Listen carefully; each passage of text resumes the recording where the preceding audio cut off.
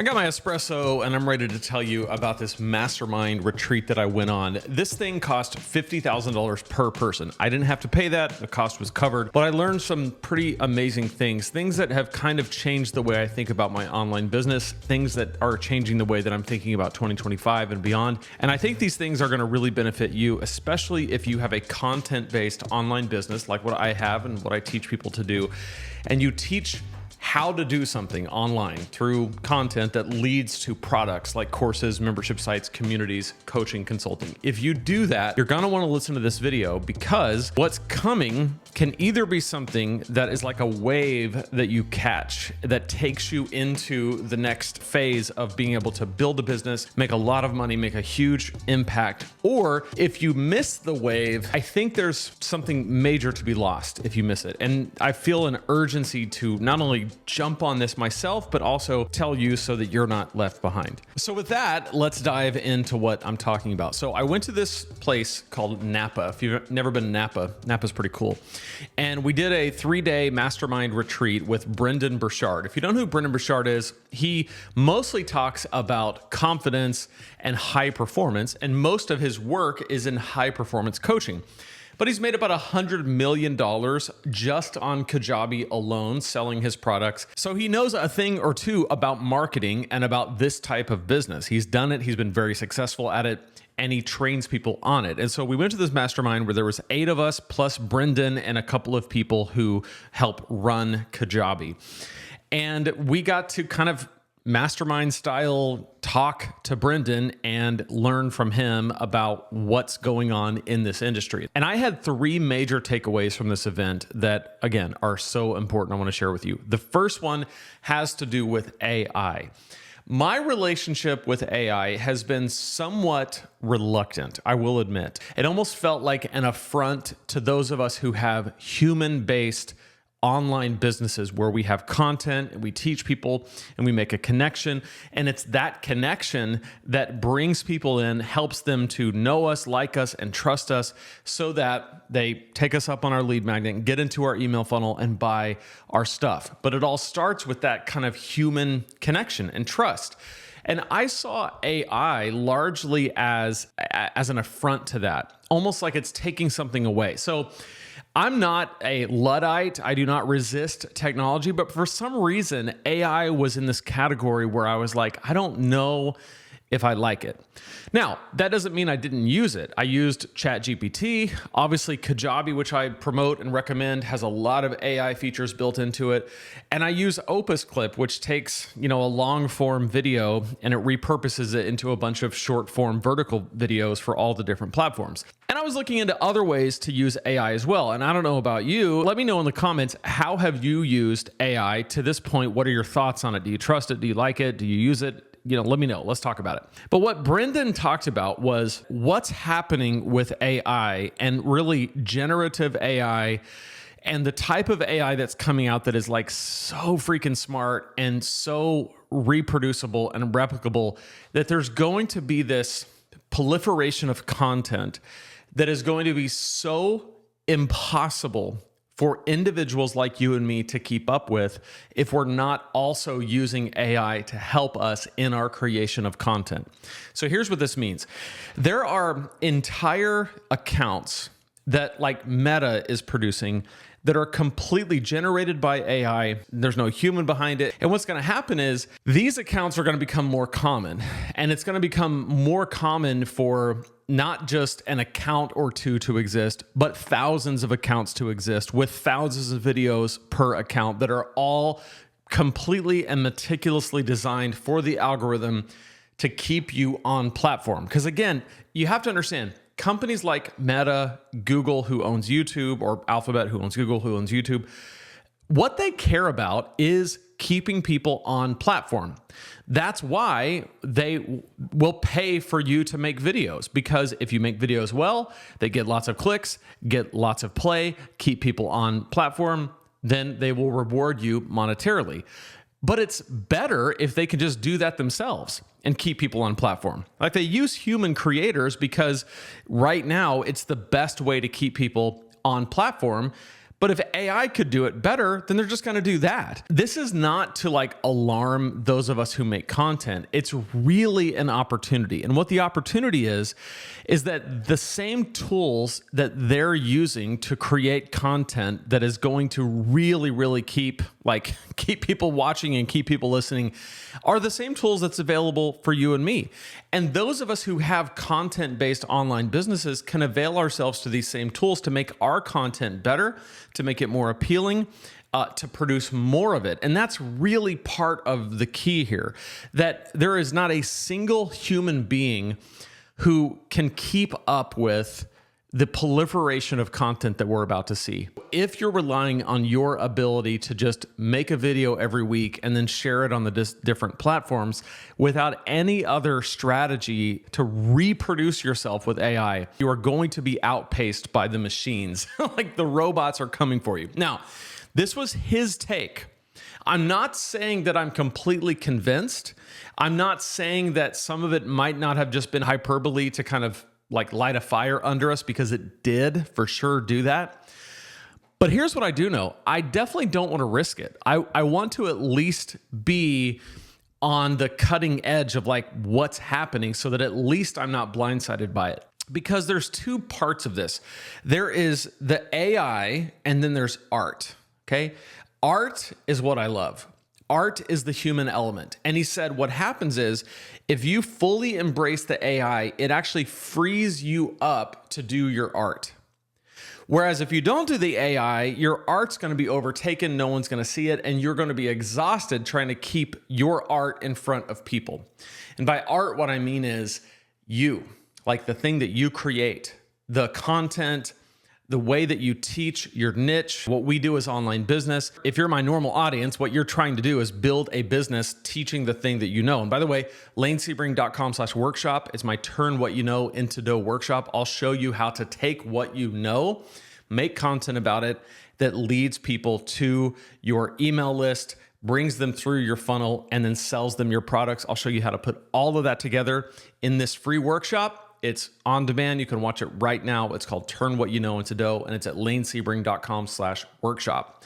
That is art. Almost entirely what I'm going to teach you is how to do the art of making content, of making a connection, of putting yourself in front of people and saying, I'm here and I have these unique experiences that I've learned and discovered, and I want to show you, one human to another, how to do it so that you too can learn this skill and learn how to play guitar or learn how to garden or learn marketing. Or in my case, my first online business was preaching. I was teaching preachers how to preach better. For that art to continue to pierce through the noise, the AI tools have to be there. So it begs the question, what does that mean? What am I doing for AI and what can you do? There's a couple of things that I've done. One, I got onto Delphi.ai. I made a video about it. It's right here if you want to check it out.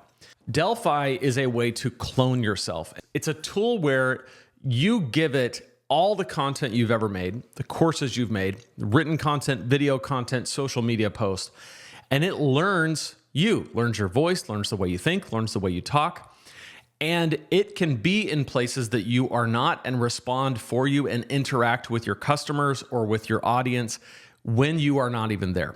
That's kind of cool. I'm still trying to figure out exactly how I'm going to use it, but again, just watch the video and check it out. The other way that I'm using AI is through ChatGPT and other large language models. Obviously, now there's DeepSeek, there's Claude, there's a bunch of large language models. But if you're not using a large language model to accelerate your content creation, then you should be. It's the same thing that happened like 15 years ago when people started Googling things. It was like, well, why would you Google it? Why wouldn't you just go to the library? Well, because Googling it is way better.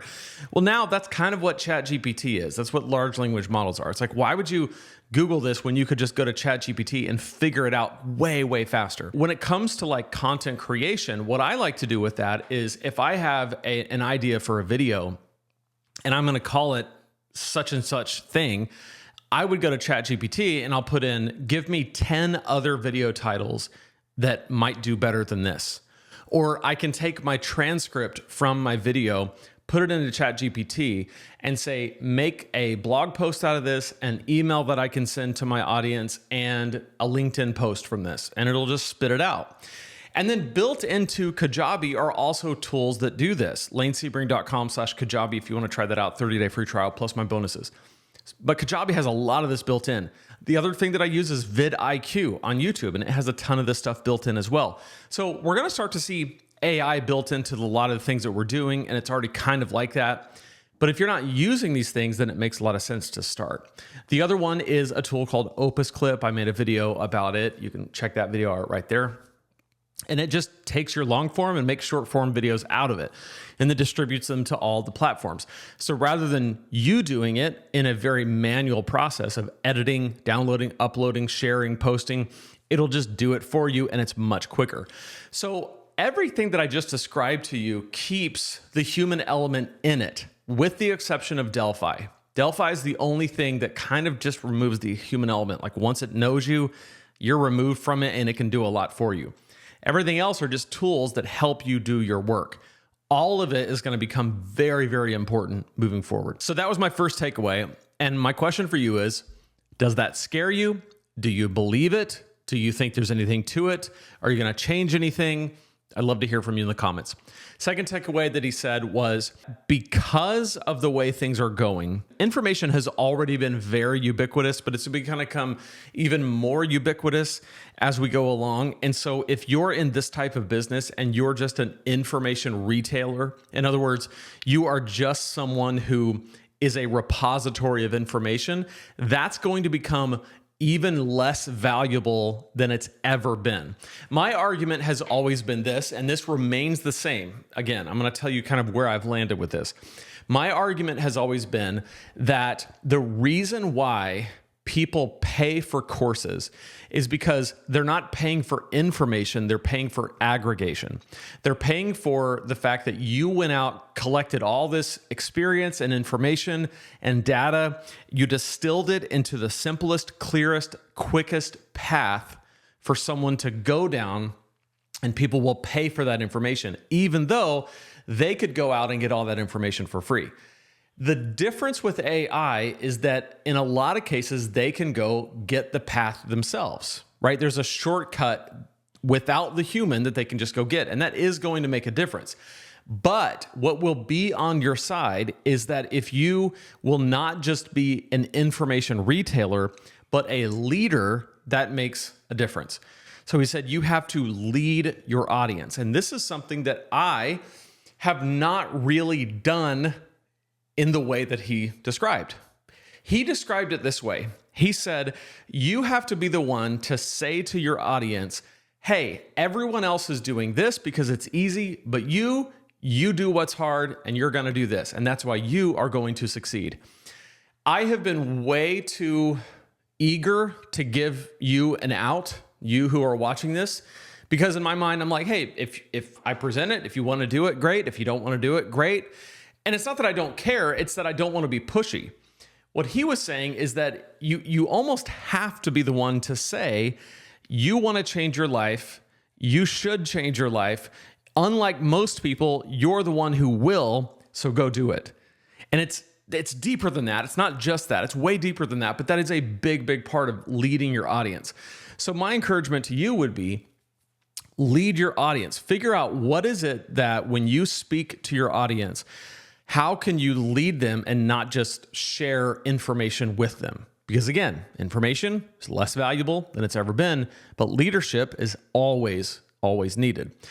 And then the third thing is a very tactical thing. He talked through his funnel strategy and he just said, you've got to have something quick in your funnel that's low ticket. Now, this has been something that people have taught for a long time, but my funnel goes straight from a workshop to my flagship product, and I need something in the middle. I need something that is a lower barrier to entry, $50 or less, that someone can jump into, and it can take them from the free thing straight into a paid product before I sell the big flagship thing. And the reason for this is, he said, you've got to sell sooner. People are making decisions so much faster than they've ever made. So in the old days, you would bring someone into your funnel, you would nurture them for a long time, and then after creating all kinds of value, you would give them an offer. He said all those things now happen a lot more simultaneously. You bring them in, you give them the value, make the offer all right then and there. And so my question for you is, if you have a sales funnel that you've built inside Kajabi or wherever you build your funnels, how quickly do you sell? And could you sell quicker? So again, I know that a lot of this seems disconnected. It's really not. Like there's the AI and human and art element, and that's going to be incredibly important for audience building. Then there's leadership. Like once you have an audience, if you fought through all that and you have an audience, are you leading them? And then once you've built the audience and you're leading them somewhere, are you leading them to actually buy something? And here's the thing that I have to get through my head, and I hope I can get this through your head, and I think he hopefully got it through my head. Do not be embarrassed to sell. People are coming to you because they want you to solve their problem. And a lot of times that problem is solved through one of your paid products. If you've done what you're supposed to do, then you have a paid product that teaches them the path, shows them the way, gives them the access to you, the accountability, whatever it is. And so when you're not selling that out of a sense of, well, I don't want to be salesy, you're missing out on the whole way that you could help someone. Because if your content cut through all this noise and reached the person that it's supposed to reach, and then you finally led them to a point where they want to change their life because they know yes, it is now time for me to take this step. And then they finally get into your sales funnel and on your email list, and all you do is just say, welcome here. There's even more free stuff for you. A lot of times it is counterintuitive, but they give up. They say, I guess you got nothing for me. And again, this is something that I've struggled with only because probably my background as a pastor, we never sold anything. I mean, you could argue churches are selling, a product, whatever. Point is, I never stood up and said, buy this thing, right? So now that I'm in business and been in business for a long time, crossing that barrier into, I have something that's incredibly valuable that you should get. Here it is. Here's the price. Buy it. It's going to change your life. I got to get more comfortable with that because my stuff is really good. It does make a difference. It does change lives. It does give people the tools they need to build a six-figure online business. And you have the same stuff. If you are watching this, it's probably because you're someone who has either made a really amazing product that only you could make, or you're about to. And once you have that built, don't be afraid to sell it. So those are the 3 takeaways that I took. I'd love to hear from you in the comments. What do you think about all that? Are you going to sell? Are you going to lead? Are you going to use AI? Let me know in the comments, and check out this video right here. This is the Delphi video that I was talking about. It will show you kind of one of the ways that I'm using Delphi. You can check it out in that video right there.